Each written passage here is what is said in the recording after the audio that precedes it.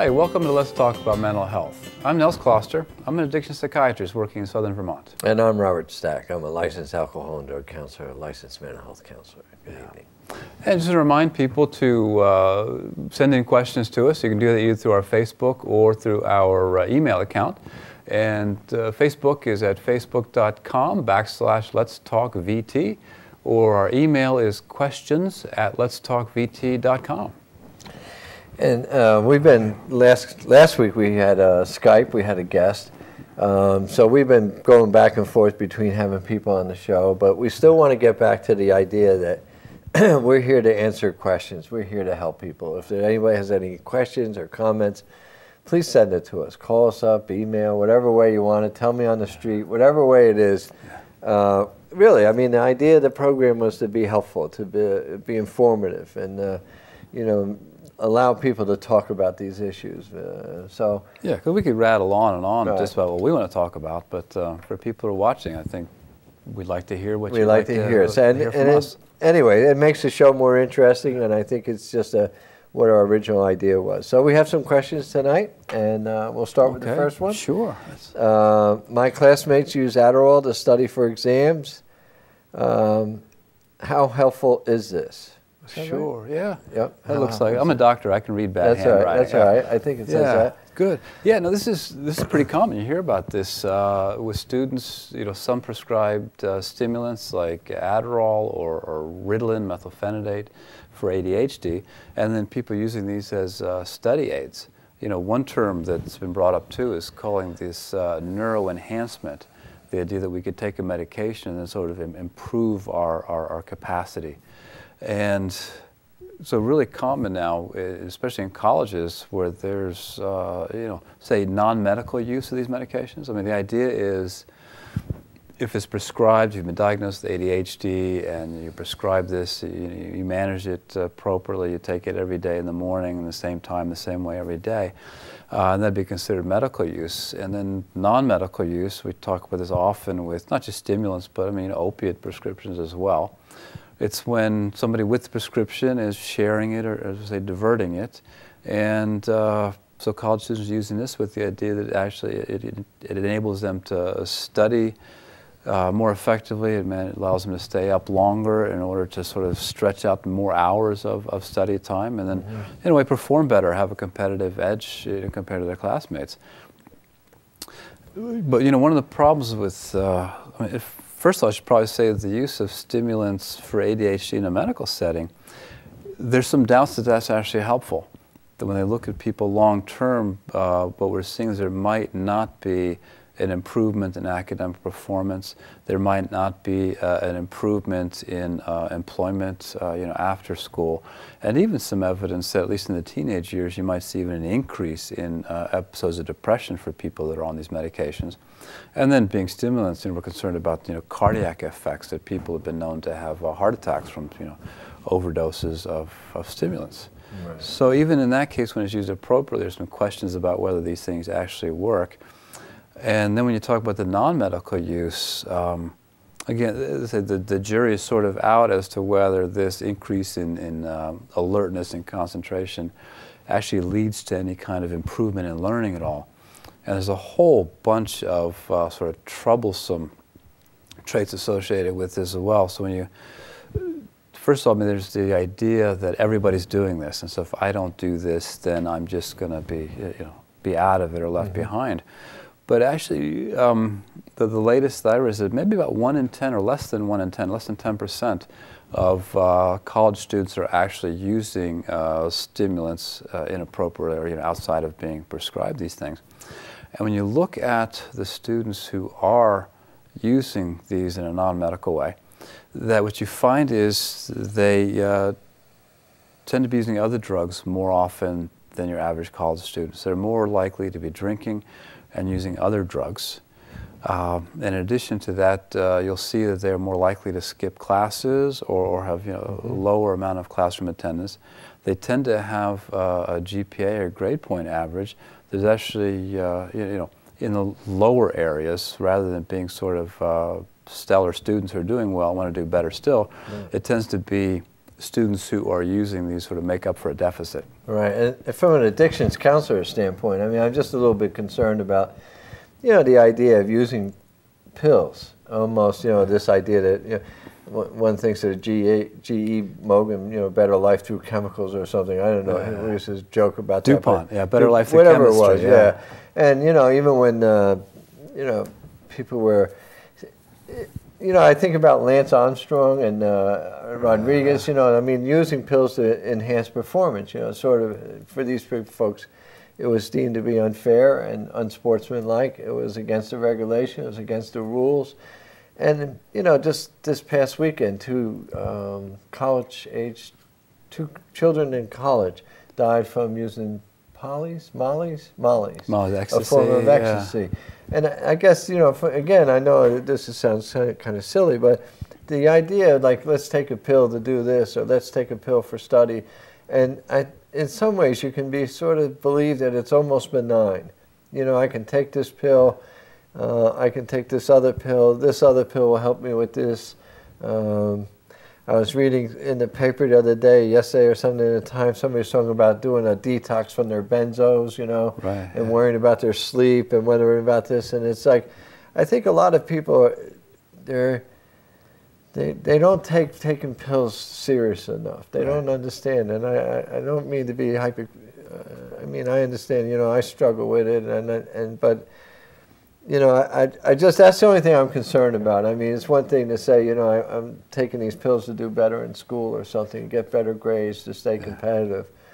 But I think that the concern is that, that you decide that you can take pills to make up for any deficit. I party for 2 months and now I got to study for a week, and I got to do an all-nighter. In the old days, you would talk about coffee or something, Yeah.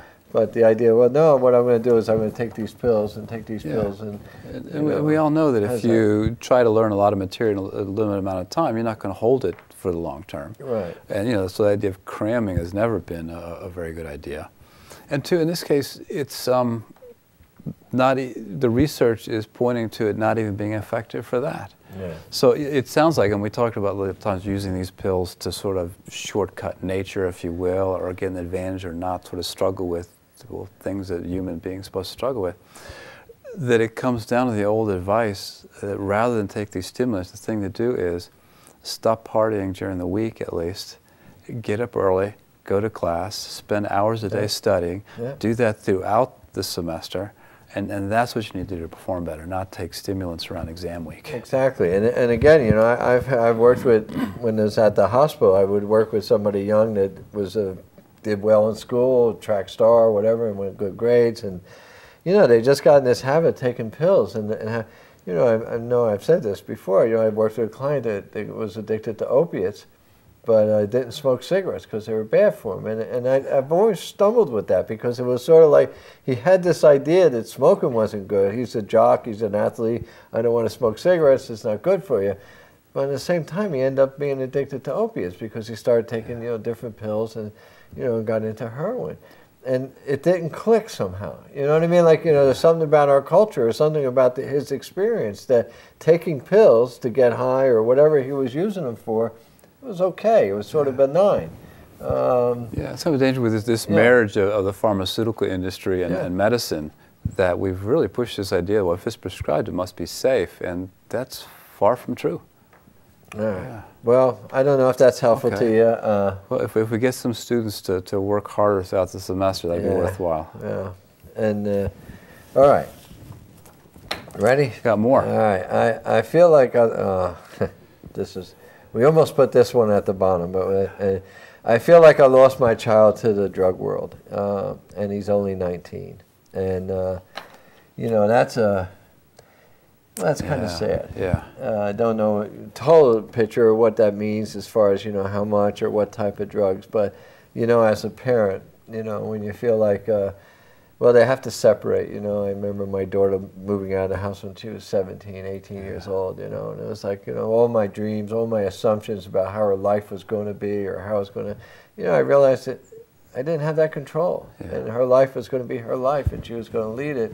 And she didn't get into the drug world, you know. I mean, but it's that idea that it's almost normal in a way that you sort of recognize that you've lost some control over this person. But the scary thing about the drug world, I think, is that, you know, what you see on the TV, it's just so harmful, it's so destructive. It's you know, people will die, people will have a horrible lives. It's illegal. Especially, I mean, sometimes we don't know what this means about loss to the drug world, whether it's marijuana or maybe something worse like the pills or heroin. But you know, we've seen a lot of that in the news these days, and if we assume the worst, it's really a very frightening thing to know anybody, much less your own child, who gets involved with heroin. Our ideas about how that's like kind of the end of the road for addiction. Right, and we don't see recovery. You tend not to hear about recovery. People who are in recovery often don't talk about it. Right. And there's different reasons for that. I mean, you know, there's that film you mentioned last week, 2 weeks ago, about anonymous. Right. Anonymous people, yeah. People in recovery, I mean, you just don't own up to it. You make a new life for yourself, you put it down. A friend of mine was talking about when he was young, he had a brief experience with opiates, with heroin, and put it down and never touched him again. I mean, you know, he struggled with other drugs later on and alcohol and stuff, but, you know, so sometimes, you know, it's not as fatalistic as it can be. Sometimes it's actually a lesson learned, and maybe there's other treatment options and stuff. But I just struck by the sadness associated with that. It's sort of like, you know, when you're having a grief or something, one of the things that part of the grief work is that your relationship changes with the loss, whatever that loss might be. And the assumptions you had about it has to change also. And so I think as a parent, you know, I mean, it's almost part of the parent, you know, separation, if you will. You know, you have these ideas and dreams and, you know, money for college or whatever, and it turns out differently. It turns out another way. They go a different path. And you know, I would just say to the mother, if she's listening, you know, I mean, all is not lost. You know, please, you know, believe in recovery. I mean, I would even act as if I believed that in recovery around them, that you can get better. It's not the end of the world. It's a choice. It's a decision. And maybe too, we should put a little plug for, say, Al-Anon, with the idea of, you know, how do you live with the loved one who's using, you know, alcoholic or addicted to drugs. Right. And they talk about, and I always forget them, but the 3 C's, right? You didn't cause this, and you can't change this. Right. And you can't cure it. And you can't cure it. Can't cure it. So, you know, if anything, I hope you hear that message there, that rather than, I mean, it's hard not to be fatalistic because, like we said, the success stories don't get publicized, and certainly the bad results, you know, like overdoses and arrests and that sort of thing, they get a lot more publicity. But there's and I think like with a lot of grief, sometimes you go back and wonder what you did wrong. Yeah. Like what could I have done that was different? What could I have done? You know, we sort of seen this, or we did this wrong, and you know, and that's a fairly common thing. You know, sometimes, especially if you know, with the spouses, the 2 parents. You know, who did that and who did that? Right, you know, you did. You know, what do we do now? And you want to kick him out, and I'm going to do this, and so there's an awful lot of stress sometimes in that moment. Yeah. Which is what I wanted to say about, you know, the Al-Anon approach. That you don't need to go back and look at where, you know, say you went wrong as a parent, because that's really like some lines of therapy talk about.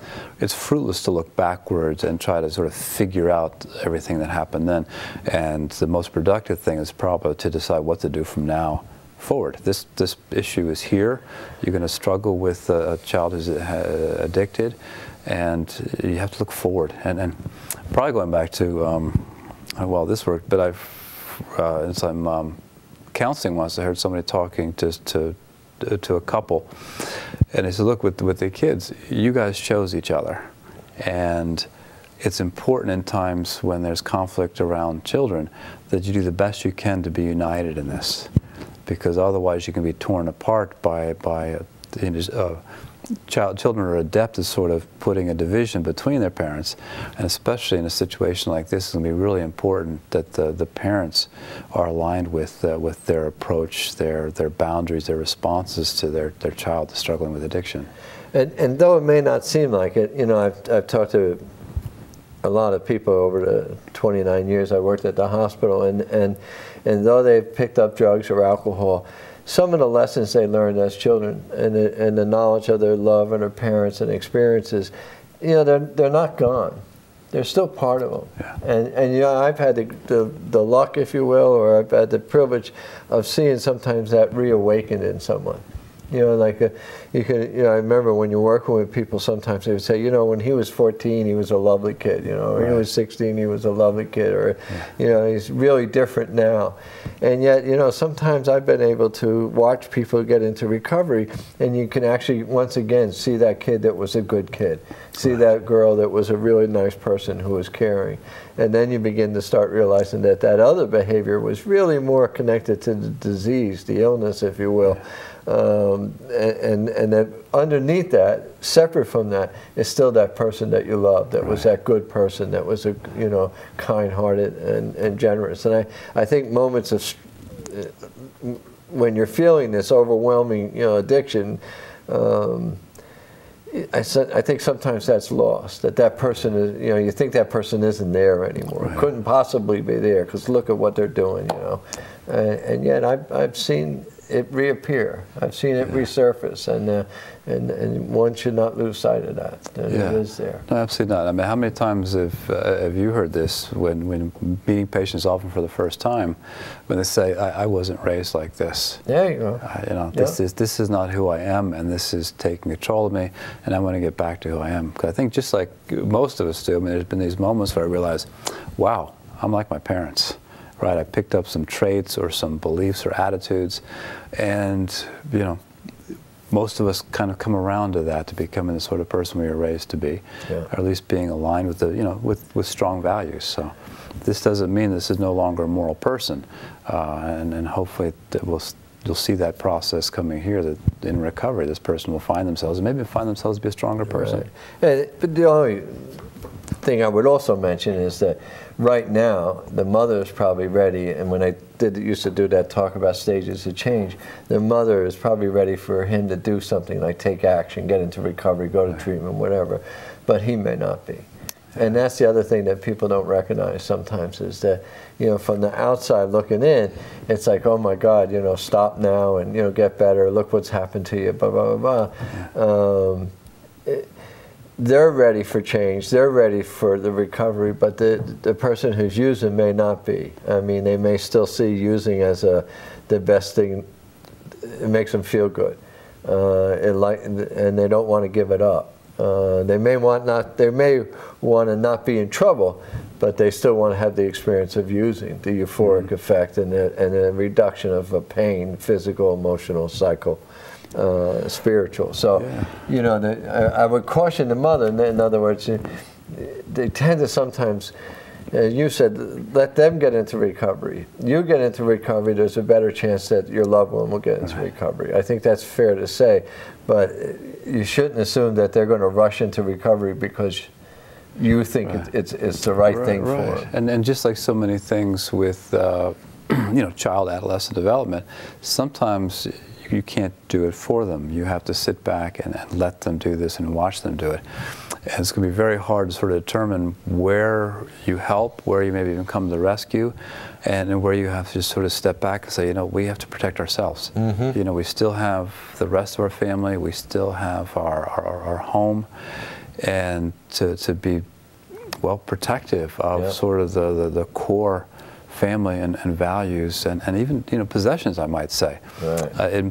As harsh as it sounds, it might be time to sort of think about what you do with sort of family heirlooms. Things that might be used to, you know, sell for money for drugs. And I remember I used to do a family weekend. I used to do an education on Saturday, I don't know, for a few years, 10 years or more, but anyway. And one of the terms you have to use with family, you know, you introduce the idea of rescue or enabler, you know, and you enable the person to stay sick. And boy, that used to break their hearts. You know, they used to say, what do you mean? It's not my fault, blah, blah, blah. And the idea of, like, every time he's in trouble, you rescue him. And you go, yeah, but he's my kid, he's my child, I love him, I want to take care of him, I don't want him to hurt. And I think there's a fine line that somehow, as a parent, as someone who cares about an addict or an alcoholic, at what point, like, I want to help them, I want to be beneficial to them, but I also don't want to keep rescuing him, so he keeps using. And you know, where do you do that? Where do you cut that line? You know, and I used to say, and I'm not saying I'm right. I'm not saying you know, but I used to say, help him with the recovery, but let him keep the disease. Yeah. Let the disease be his, and let the consequences of the disease be his. But do whatever you can to help him in recovery, whatever that might mean.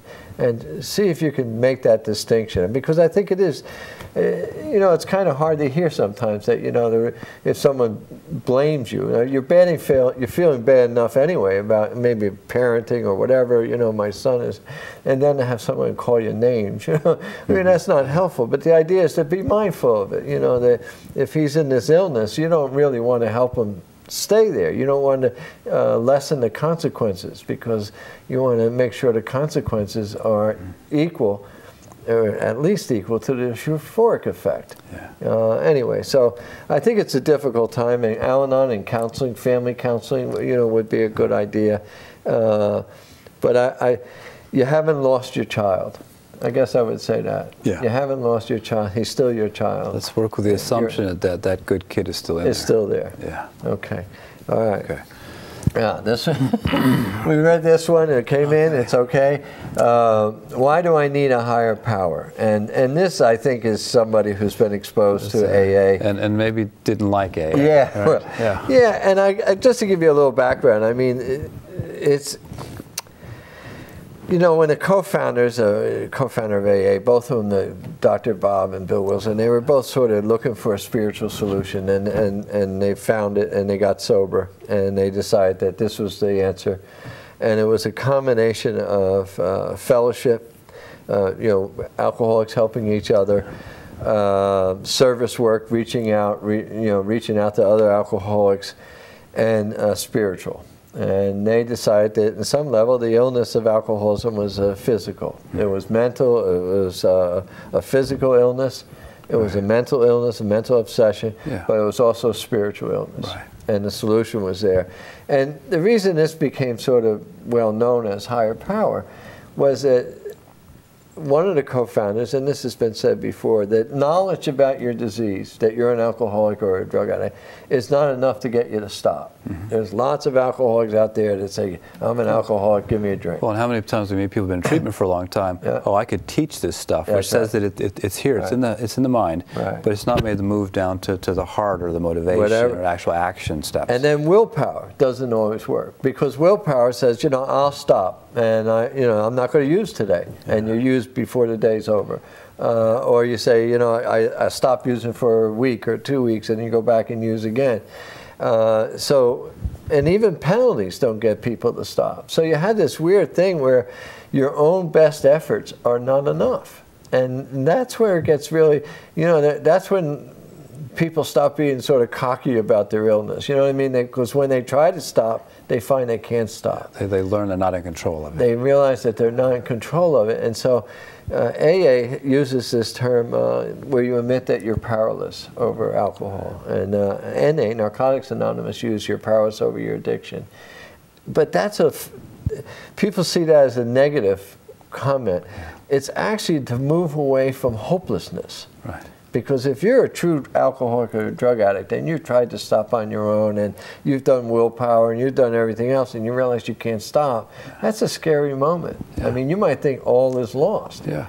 And the 12-step program are based on the idea that no, what's happened here is that you're no longer in control. Yeah, and there's even some grounding in sort of evolutionary theory, like around depression, for example, that you're wasting resources, you know, sort of your strength, your energy, stamina, your food supply, whatever, by continuing to pursue a goal that you can't meet. And so therefore, eventually, in the interest of protection of yourself, you then pull away from that pursuit. So in a way, this idea of I'm going to put all this energy into my willpower and, you know, like I said, setting these a week at a time and thinking I have control, eventually you find out that that's not working. So it's really not a helplessness, but almost a natural response then, sort of stop doing something that just doesn't work. Right, and people are so surprised when I used to work with them around relapse, and I say, don't forget, you gave yourself permission to use. Nobody tricked you into it. Nobody, you know what I mean? It was sort of like this idea that, you know, all that willpower and all that knowledge, one day all of a sudden you say to yourself, gee, I think I'll have a drink. You know, gee, I think I'll smoke a J or something. You know what I mean? So it's almost like you realize, listen, left to your own devices, most alcoholics will drink. This is what they do. I mean, you know, I mean, if you don't get help, and I think that's where the higher power comes from. The second step of AA says, came to believe that a power greater than ourselves restore your sanity. So the idea being that, you know, you by yourself are probably not going to be successful against this problem. Yeah. But if you can have someone greater than you, you can make it. And this is where people often find offense with the idea of it being God. Right. Right. And people who aren't religiously inclined or, you know, say, well, I mean, and a Christian idea of God too, I might say. And that doesn't sit well with a lot of people, and it's a way that they then sort of, you know, dismiss AA because, you know, that's not for me. Right, but you know, they forget that the two co-founders of AA, both were born in Vermont, both were raised here in Vermont, both of them grew up in congregational churches, whatever way you want to think about it, New England religion, whatever, you know, what that means, right? I mean, universal, whatever. But the idea that even in America, 90% of the people in America affiliated with some religion. And so when they got sober, they used terms like God. They used certain prayers. I mean, they were part of it. I think now in our secular society, if somebody was to form an AA today, I don't think it would look as much as a religion. It was a social time when most people were expected to go to church, and in a way, when you talk about sort of don't revise history, in a way, this was the point of view back then when they started to develop AA. And what they were looking, though, for, and I think it's valid, was spirituality. And they were trying to say that there's a quality to that is beneficial. Now, I've been involved with this treatment for many years, and we had T.M. Lorman on last week, and she's an anthropologist who studies psychiatry. She was great. And when I was talking to her before the show, I asked her about spirituality. Was she willing to talk a little bit about spirituality? Because one of the books she wrote was about that. And she said, well, I'll tell you this much. It looks as if people with spirituality live better lives. Right. And, you know, and that was all she was willing to say. She didn't want to defend it or argue about it or anything. She just said when we studied it, they seem to have better lives. And I mean, what I'll have to ask people too, because I mean, I have to say, you know, my spiritual beliefs are quite secular too. Mm-hmm. You know, they sort of balk at this idea of a higher power. And I said, so, are you the center of the universe? Right. They're like, well, I mean, everybody says, well, no, of course not. I said, so what's bigger than you? And then they might talk about nature or spirituality or that sort of thing. Family, love. I mean, yeah. So I mean, the higher power just, I think, really just acknowledges the fact that there is something bigger than us, whether it's community or a sense of spiritualism or mysticism, that there's something out there that lifts us if we acknowledge there's something higher than us. And that's why it's so important to understand, like on the first step you say, I'm powerless, I can't stop. And that's like a really bad moment. I mean, you know, you're doomed. I mean, you know, if you can't stop, you can't stop. And the second step starts off with, I came to believe. And from belief comes hope. And from belief and hope comes faith in yourself and faith to get better and move on with the program. But it's that idea that, you know, that's why they say, you know, when someone hits bottom, when someone at that most desperate moment, they sort of give up, they surrender. Right. And William James, when he wrote the book about varieties of religious experiences, he wrote a chapter in there about conversion. And he said that the ego stands guard at the door against spirituality until a moment of crisis. Mm-hmm. And then in a moment of crisis, you know, ego says, all right, I'm out of here. I can't do it. Yeah. You know, and how many people in a moment of crisis said, God help me. Somebody help me. Yeah. Would somebody help me? I need help. And it's at that moment of surrender where people develop spiritual lives. And so I think, you know, sometimes when people are resentful about, you know, they're trying to get me to believe in God and stuff, it's really like, I want to give you some hope.